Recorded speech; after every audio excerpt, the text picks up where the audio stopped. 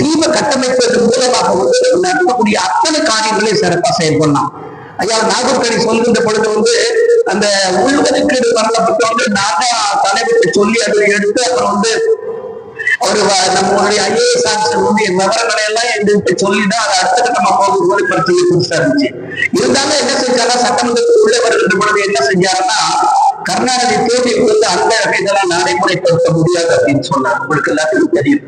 நடைமுறைப்படுத்த முடியாதுன்னு சொன்ன பிறகு நாங்க ஒரு 5 பேர் உட்கார்ந்து நானும் அப்ப இருந்த தலைவர் கிருஷ்ணாமியோட டிஸ்கஸ் பண்ணும்போது நான் என்ன சொன்னேன்னு சொன்னா அடுத்த கட்டம் வந்து முற்றுகை போராட்டம் நடக்கும் ஒரு செய்தி என்ன போது சொன்னோம். அவங்க என்னங்க முற்றுகை போராட்டம் நடத்த முடியுமா அப்படின்னு கேட்கின்றது. ஒரு மாவட்டத்தில் இருந்து 5 பேர் 10 பேர் அது 100 பேர் 200 பேர் 500 பேர் 1000 பேர் தேவையே இல்லை. நான் தூத்துக்குடியில் நடக்கின்ற போது கூட வந்து 5 பெண்கள் தெருவில் வந்து ஒரு பதாகையை எடுத்து நடந்தாலே பெண்களை கண்டாலே அரசாங்கம் பயப்படும். அது தேவேந்திர மக்களை கண்ட அரசாங்கம் ரொம்பவே பயப்படுகின்ற வரலாறு நமக்கு சொல்லியிருக்கு. இதை மனசுல வைத்துக் கொண்டு என்னன்னு சொன்னாக்க நம்ம எடுத்த போராட்டம் ஒன்று போகவே இல்லை. எங்க தோல்வி வந்துச்சுன்னா ஒருங்கிணைக்கக்கூடிய அந்த பக்குவம் இல்ல காரணத்தான் போட்டு போட்டதை தவிர உலகத்தை அன்னைக்கு வந்து பாத்தீங்கன்னா அமெரிக்காவுக்கு பிரஸ்காரெல்லாம் வந்து பேர்பட்ட போராட்டம் அமெரிக்கா நீக்கிறவங்க நடத்தலன்னு சொன்னாங்க. இன்னைக்கு நீக்கிற மக்கள் கூட தேவேந்திர மக்களுக்காக நடத்தப்பட்ட 95 போராட்டம் அமெரிக்காவில் கூட நடக்கல அப்படின்னு சொன்னாங்க. 2வது முன்னாடியே சொன்ன மாதிரி பண்ணா தேவேந்திர மக்களுடைய சிவப்பு மற்றும் கொடியை பார்த்தாலே வந்து எல்லா பேருக்கும் கணக்கு வந்து செய்தி இருந்துச்சு. அந்த கொடின்னு சொன்னாலே நடுங்காத ஆட்களை இல்லைங்கிறதா வரலாற்று சொல்லி கொடுக்கின்ற பாடல்கள். போன முறை இந்த இடத்துல பேசும்போது கூட அதே கருத்தை நான் வலியுறுத்தினேன். என்னன்னு சொன்னாக்க தேவேந்திர மக்கள் மீது கை வைத்தால் தேவேந்திர மக்கள் மீது கை வைத்தால் தேவையை போல குழந்தையிடம் கொட்டி விடுவார்கள். ஆற்றலும் திறமையும் இந்த சமூகத்திற்கு மட்டும்தான் உண்டு. ஏன் இன்றைக்கு அது தள்ளி போகின்றது என்றால் நமக்கு இல்லை. நம்ம தலைமையில கிடையவே கிடையாது. அவங்க ஒரு தாழ்வுத்தனமா நடந்து கொண்ட காரணத்தினால் தான் இன்னைக்கு இந்த சமூகத்தை இவர் அவலங்களையும் கஷ்டங்களையும் சந்தித்துக் கொண்டிருக்கிறது. நான் ஒரு கருத்தை சொல்றேன். எனக்கு வந்து குற்றச்சாட்டா இல்லை. அதாவது இன்சூரன்ஸ் கம்பெனியில வந்து நான் போராட்டம் நடத்துகின்ற போது தலைவர் தொண்ணூத்துமான் எனக்கு பின்னாடி நின்று கொண்டிருந்தவர். எல்லா போராட்டத்தையும் நம்ம தான் எடுத்து கொடுக்கிறோம். ஒண்ணு கூட இல்லாம நம்ம தான் போராட்டத்தை எடுத்துருக்கோம். அதை சொல்லுவான். அதாவது மதுரை தாண்டி வந்து சோழி பார்த்தனாலே போலீஸ்காரங்க வந்து அப்படியே நடுங்கி நடுங்கி போயிருப்பான். ஒருத்தர் 2 பேர்ல 100க்கும் மேற்பட்ட காவல்கள் வந்து நமக்கு பாதுகாப்பு வர மாட்டான். நம்மளை வந்து அடிப்பதற்கும் துவைப்பதற்கும் வந்திருக்கோம். எல்லாத்தையும் நம்ம முறியடிச்சிருக்கோம். ஒன்று கூட இல்லாத வகையில். அதனால என்ன சொல்றேன் நானு, தேவேந்திர மக்கள் வந்து எழுந்து விட்டால் அதை வந்து அடக்குவதற்கு அடங்கி போவதற்கு எந்த கட்சிக்காரனுக்கும் இல்லை. தம்பி சொன்னது போல வந்து உண்மையை நம்ம தெரிஞ்சுக்கணும். அதாவது 16 ஜாதிகள்ல வந்து ஆண்ட ஜாதியா என்று நம்ம மட்டும்தான் அந்த ஆண்ட ஜாதிக்கெல்லாம் அடங்கி போற நிலைமை எப்ப வந்துச்சு அப்படின்னு சொன்னா தமிழ்நாட்டுல தெலுங்கர்கள் வந்த பிறகு வந்துச்சு. தெலுங்கர்கள் வந்த பிறகுதான் நம்ம அடுத்த அப்பனாலும் பரவாயில்ல. அடுத்த கட்டமா வந்திருக்காக மன்னிக்க வேண்டிய யாராச்சும் திராவிட முன்னேற்ற கழக தோழர்கள் இருந்தாருன்னாக்க கர்நாடக என்ற தெலுங்கர் தமிழ்நாட்டுக்கு வந்த பிறகுதான் தேவேந்திர மக்களை உருக்க வேண்டும், அடக்க வேண்டும். எத்தனை சூழ்ச்சிகள், எத்தனை தங்கங்களை எல்லாம் மேம்படுத்தி தெலுங்கு மக்களுக்கான ஒரு தலைவராகவே இன்னைக்கு இருந்து கொண்டு இருக்கின்றவர் கர்நாடக மக்கள். அதுக்கு மாற்றுக்கொண்டே கிடையவே கிடையாது. இதுல நம்ம சொல்லுவதற்கு வெக்கமும் இல்லை, பயமும் இல்லை. ஏன்னு கேட்டா சரியான கருத்தை சரியான இடத்தை சரியான குழுக்களை போட்டு கொண்டு கூட அச்சப்படுவான். இன்னைக்கு நம்மளுடைய இத்தனை பெரிய எழுச்சிக்கு அடிப்படை பார்க்குது என்று சொன்னால் எழுந்து வந்த இனம் அப்படியே வந்து ஒடுங்கி கிடக்குது.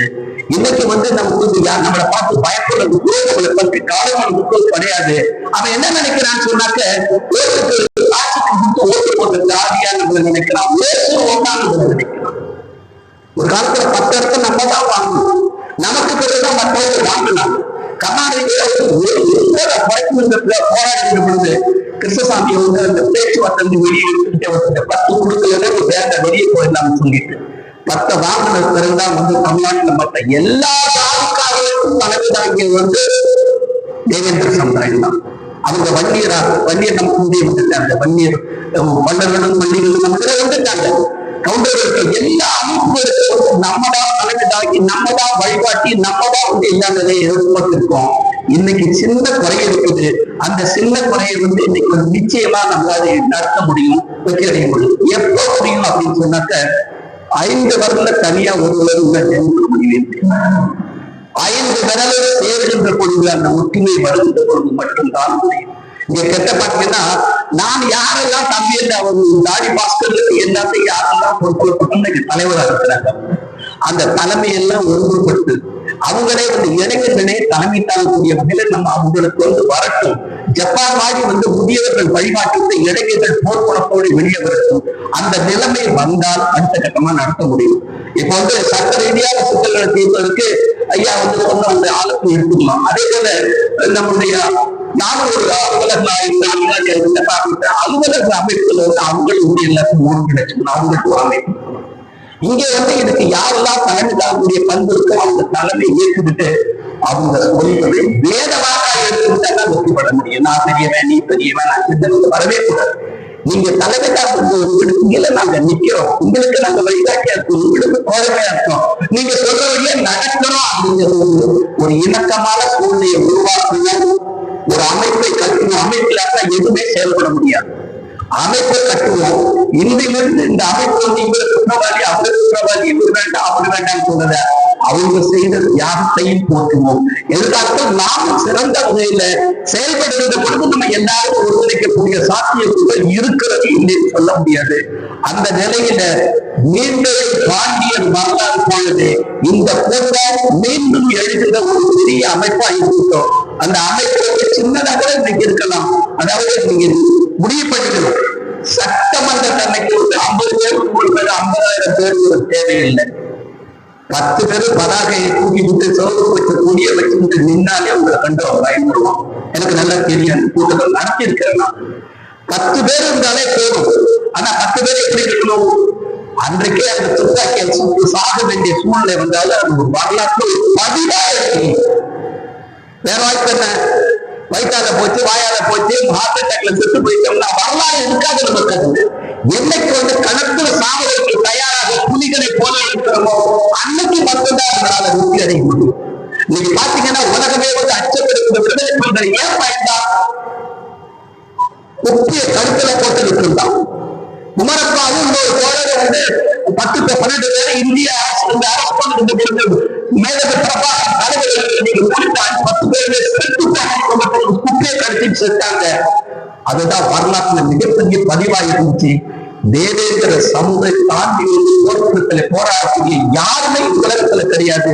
அப்பேற்பட்ட இனத்தில் இருக்கிற நாமும் புலிகளை போன்றவர்கள், நாமும் பிரபாகரிய தம்பிகள், நாமும் பிரபாகரிய தோழர்கள். அந்த நிலைப்பாட்டை எடுத்தோ சட்டமன்றத்தை கொடுக்கிறதோ அதுக்கு அம்பேத்கர் செஞ்ச அவசியம் இல்லை. வளாகை 10 பேர் இந்த சட்டமன்றத்தில் நின்றுட்டோம்னா 4 இடத்துல நின்றோம்னா அப்படி பண்ணிருக்கிறோம். உங்களுக்கு தெரியாது. கிருஷ்ணசாமி அரசு பண்ணி இருக்கின்றது எல்லாத்தையும் ஜெயலலிதா இருந்த பொழுது ஒரு தனி மனித போராட்டம் நடத்தினா இருந்ததே பயந்துச்சு. நான் அரசாங்க கூட பயப்படி சொல்லிருக்கிறது. எறும்பு கூட நம்மளை கேட்டுதான் தெருவில் நடமுத்தின் வரலாறு பதிவு. எல்லாத்தையும் நின்று பஸ் முடிச்சு ஒரு சைக்கிள் கூட போடல, ஏரோப்ளேன் ஓடிச்சுன்னு சொன்னாங்க. நானும் TSS மணி தான் சட்டமன்றத்தில் உட்கார்ந்து இருந்தோம். ஏரோப்ளேன் ஓட்டுன்னு சொன்ன பிறகு அந்த பொங்கலமாக வேஷம் போட்டு உள்ள கூப்பிட்டானுங்க. இது ஏர்போர்ட் இருந்தாரு. ஒரே கலவரமாச்சு, ஏர்போர்ட்டே கலவரமாச்சு. ஏர்போர்ட் கலவரமாக தடுமாறி போயிட்டாங்க காவல்துறையே. அதனால நமக்கு தெரிந்த சட்டங்கள், நமக்கு தெரிந்த திட்டங்கள், நாம் நடத்துகின்ற முயற்சிகள் எல்லாமே வெற்றிக்குரியது. வெற்றி செய்வோம். சட்டமன்றத்தை முடக்குவதற்கான ஒரு 100 பேர் போன்ற ஆட்கள் மட்டும் தயார் பண்ணா போதும் சொல்லி வாய்ப்புக்கு நன்றி சொல்லி விடைபெறுகிறேன். ஒன்றுபடுவோம், வெற்றி அடைவோம். ஒன்றுபடுவோம், வரலாற்றை நோக்குவோம். ஒன்றுபடுவோம், மீண்டும் சேர சோழ பாண்டிய வரலாற்றை மீண்டும் செய்வோம் என்று வாய்ப்புக்கு நன்றி சொல்லி விடைபெறுகிறேன். நன்றி.